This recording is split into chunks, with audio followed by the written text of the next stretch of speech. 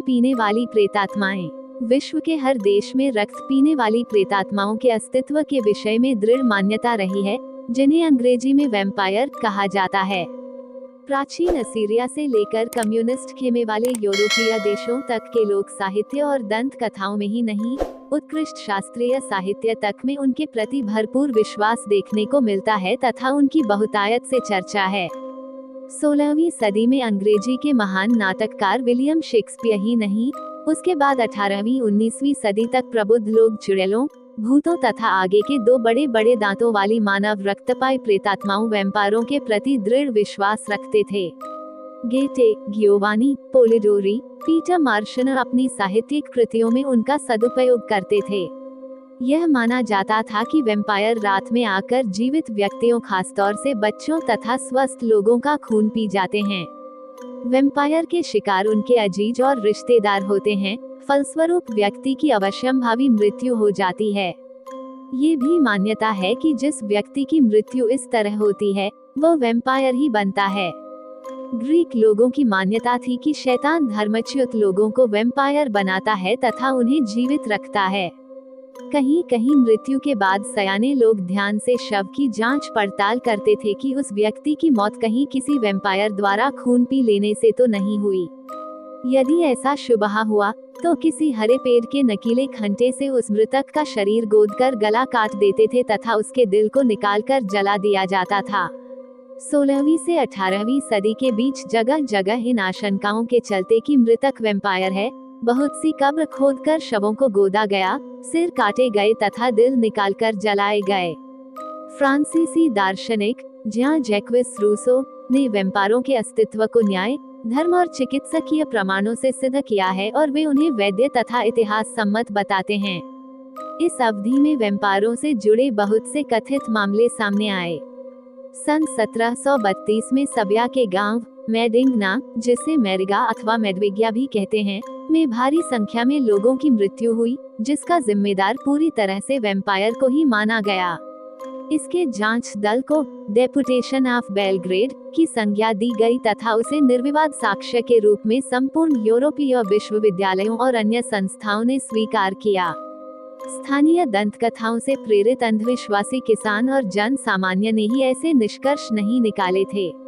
भयभीत ग्रामीणों की बात जब हैब्सबर्ग सम्राट चार्ल्स चतुर्थ तक पहुंची तो उन्होंने फौज के सम्मानित सर्जनों के दल को जांच के लिए भेजा, जिन्होंने उपर्युक्त निष्कर्ष निकाले थे। उन्होंने मौतों का कारण एक पूर्व सैनिक आर्नोल्ड पाउले के वैम्पायर को बताया। आर्नोल्ड ने शुरू में किसानी की बजाय फौजी बनकर तुर्की के विरुद्ध युद्ध में भाग लेना उचित माना, क्योंकि उसके देश के हंगरी और ट्रांससिल्वानिया से जुड़े दक्षिणी सरहदी इलाकों पर तुर्कों ने कब्जा कर लिया था।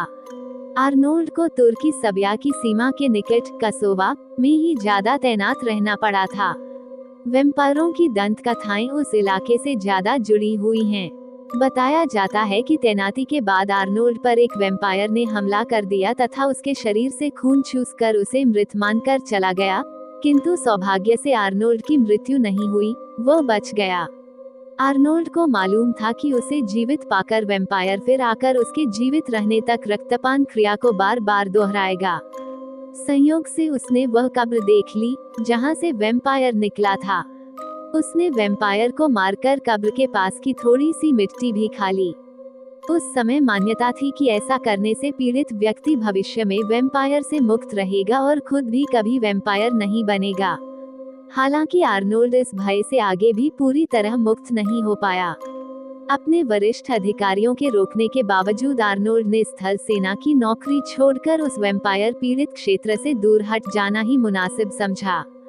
नौकरी के दौरान की गई बचत से उसने मेडिग्ना में जमीन खरीदकर खेती करना शुरू कर दिया।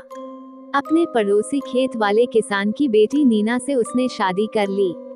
नीना ने जब उसके शरीर पर वैम्पायर द्वारा खून चूसे जाने के दाग देखे तब उसने आर्नोल्ड से इस विषय में पूछताछ की। इस पर आर्नोल्ड ने उसे सारी बात बता दी। आर्नोल्ड को बराबर डर लगा रहता था कि जल्दी ही वह मर जाएगा। संयोग से वह एक दुर्घटना में आहत होकर अचेत हो गया और कई हफ्ते की बेहोशी के बाद उसी हालत में उसकी मृत्यु हो गई। यह अभी तक अस्पष्ट है कि जिस घोड़ागाड़ी से गिरकर वह दुर्घटनाग्रस्त हुआ था, उससे वह अनजाने में ही गिर गया था या फिर किसी ने उसे घोड़ा गाड़ी के नीचे फेंक दिया था। उसको दफनाए जाने के बाद मेडिग्ना में सैकड़ों लोग रक्तअल्पता के शिकार होकर चल बसे। इस पर यह धारणा जोर पकड़ती गई कि आर्नोल्ड के वैम्पायर बन जाने के वे लोग शिकार हुए हैं। बाद में सम्राट द्वारा नियुक्त जर्मन जांच दल ने भी इस बात की पुष्टि कर दी थी। विश्व में बहुत कम ऐसे पढ़े लिखे होंगे जिन्होंने सर आर्थर कॉनन डॉयल का नाम न सुना होगा। आर्थर कॉनन डॉयल जासूसी साहित्य के आरंभिक प्रणेताओं में से एक थे। इन्होंने शर्लॉक होम्स और वाटसन जैसे काल्पनिक पात्रों को माध्यम बनाकर बहुत सी जासूसी कथाओं का सृजन किया था। एक बार यही आर्थर कॉनन ऑस्ट्रेलिया के किलांग नामक स्थान पर लेक्चर देने को आमंत्रित किए गए, जहां उन्होंने ये सच्ची घटना सुनाई थी। काफी समय पूर्व महारानी विक्टोरिया के प्रधानमंत्री के 2 साले नाव में बैठकर मेलबोर्न से समुद्र की सैर को निकले, परंतु बाद में न तो नाव का ही पता चला और न ही उनके शव मिले। लड़कों के पिता श्रीमान ब्राउन आध्यात्मिक विद्याओं में रुचि रखते थे। उन दिनों इंग्लैंड में आत्माओं से बातचीत करने के लिए एक विशेषज्ञ सज्जन ऑस्ट्रेलिया से गए तो श्रीमान ब्राउन ने उनसे मिलकर अपने दोनों लापता लड़कों के बारे में पूछा। आत्माओं के विशेषज्ञ ने मरे हुए दोनों लड़कों की आत्माओं को बुलाया और पिता से उनकी बातचीत करवाई। एक भाई ने बतलाया कि अचानक तूफान आ जाने के कारण उनकी नाव डूब गई और वे अपने आप को बचा न सके। दूसरे मरे हुए भाई की आत्मा ने पिता को बताया कि मेरी माँ को यहाँ से दूसरे कमरे में भेज दो, दूसरे भाई के बारे में मैं कुछ कहना चाहता हूँ। जब माँ दूसरे कमरे में चली गई तो मृत पुत्र की आत्मा ने बताया कि आप माताजी को ये बात न बताएं, मेरा दूसरा भाई डूबा नहीं था। उस पर एक बहुत बड़ी मछली ने हमला कर दिया तथा उसको खा गई। लड़के के पिता ने ये सब कुछ लिखकर अपने रिकॉर्ड में रख लिया। इस बात का कोई प्रमाण नहीं था कि मृत आत्माओं ने जो कुछ कहा वह वास्तव में कहां तक सच था। कई सालों के बाद कीलांग बंदरगाह के निकट एक बड़ी शार्क मछली पकड़ी गई। उसे चीरा गया तो उसके पेट से ऑस्ट्रेलिया के कुछ सिक्के, बटन, मनुष्य की हड्डियां तथा एक जेब घड़ी निकाली, जिस पर उस मरे हुए लड़के का नाम खुदा हुआ था। रोमानिया के तालपा गांव के एक किसान की लड़की इलियनोर जगून अपना दादा का घर जा बुहाई में था जाने के लिए रवाना हुई। रास्ते में उसे सड़क के किनारे कुछ सिक्के पड़े मिले। 11 साल की जुगुन ने वे सिक्के उठा लिए और उनसे मिठाई खरीद कर खा ली। 105 वर्षीय दादी के घर पहुंचकर उन्हें सारी बात बताई तो वो बहुत नाराज हुई और कहा, डायन ने तुम्हें ललचाने के लिए सिक्के फेंके थे, अब वो तुझे अपने चंगुल से कभी भी आजाद नहीं करेगी। जुगुन को ऐसी बातों पर विश्वास नहीं था, लेकिन दूसरे दिन घर पर अचानक पत्थरों के गिरने से खिड़कियों के कांच टूट गए। इस अनहोनी से वह बहुत डर गई, लेकिन दादी समझ गई कि उसकी पोती पर शैतान हावी हो गया है। उसने उसे तुरंत उसके घर वापस भेज दिया, लेकिन वहाँ भी घटनाओं का सिलसिला बंद नहीं हुआ। एक दिन पास रखा एक बॉक्स अचानक हवा में उठ गया और कमरे में बैठे उसके एक रिश्तेदार के सिर पर जा गिरा। जुगुन के घर के लोग घबरा गए, उसे पागल खाने में भर्ती करा दिया।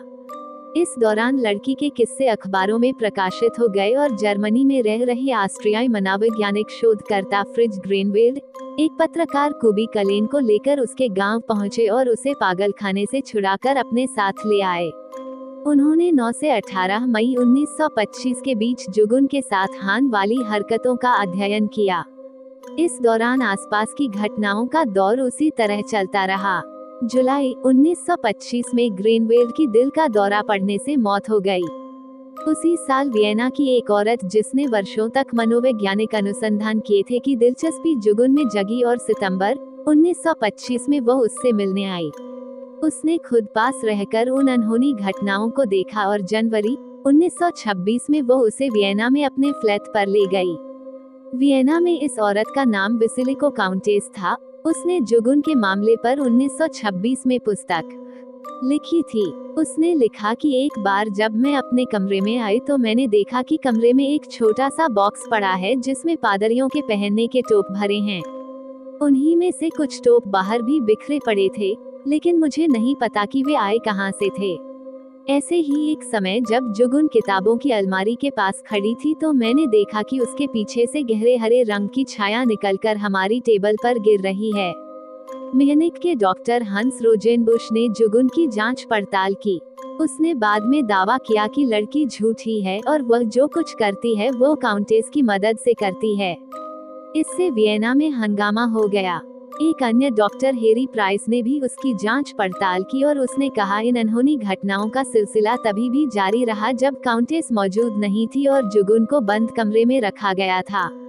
इस पर वियना के कई प्रमुख वैज्ञानिक और डॉक्टर उसकी जांच पड़ताल में जुटे और उन्होंने माना कि जुगुन की उपस्थिति में अनहोनी घटनाएं होती हैं। लेकिन 1927 में जुगुन के 14वें जन्मदिन के बाद इन अनहोनी घटनाओं का सिलसिला बंद हो गया।